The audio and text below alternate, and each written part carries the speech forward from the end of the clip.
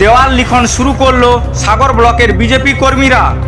2026 বিধানসভা নির্বাচন এখনো ঘোষণা হয়নি, এরই মধ্যে দেওয়াল লিখন প্রক্রিয়া শুরু করলো সাগর ব্লকের স্থানীয় বিজেপি সমর্থক ও কর্মীরা।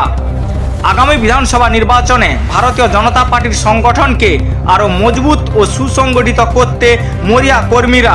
তাই প্রত্যেকটি বুথে বুথে কর্মীরা বুথ বিজয় অভিযান ও দেওয়াল লিখন শুরু করলো সাগর বিধানসভার প্রত্যেকটি মণ্ডলে। মথুরাপুর সাংগঠনিক জেলার সদস্য অরুণাভ দাস বলেন, স্থানীয় মানুষের মধ্যে যে স্বতঃস্ফূর্ততা ও ভারতীয় জনতা পার্টির প্রতি আবেগ, তা আগামী বিধানসভা নির্বাচনে বিজেপির জয় নিশ্চিত। স্লোগান দিলেন, বাঁচতে চাই বিজেপি তাই, আগামী বিধানসভা নির্বাচন তৃণমূলের বিসর্জন।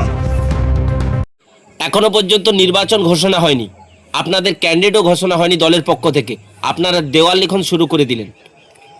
দেখুন, এটা আমাদের রাজ্যের দেওয়া কর্মসূচি, বুথ বিজয় কর্মশালা।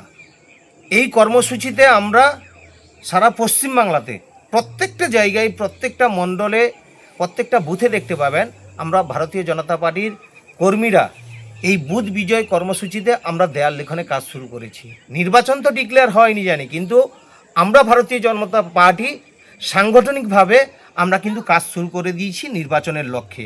তাই আমাদের যে স্লোগান, বাঁচতে চাই বিজেপি তাই, 2026 নির্বাচন তৃণমূল কংগ্রেসের বিসর্জন, এই স্লোগান দিয়ে আমরা প্রত্যেকটা জায়গায় দেয়াল লিখনে কাজ শুরু করেছি।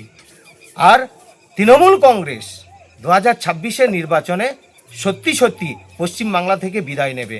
কারণ এই যে বুথ বিজয় কর্মসূচিতে আমরা বিভিন্ন বুথে বুথে যাচ্ছি, সেখানে মানুষের যে স্বতঃস্ফূর্ত ভাব, মানুষের যে উন্মাদনা আর তৃণমূল কংগ্রেসের প্রতি যে দুচ্ছাই করছে, সেটা থেকে প্রমাণ হয়ে যাচ্ছে 2026 নির্বাচনে এই তৃণমূল কংগ্রেস নামক আপাত মস্তক দুর্নীতিগ্রস্ত দলটা পশ্চিমবাংলা থেকে ধুয়ে মুছে সাফ হবে এবং সাধারণ মানুষ এই দলটাকে উবড়ে একদম বঙ্গোপসাগরে নিক্ষেপ করবে। অরুণাভ দাস, মথুরাপুর সাংগঠনিক জেলার সদস্য।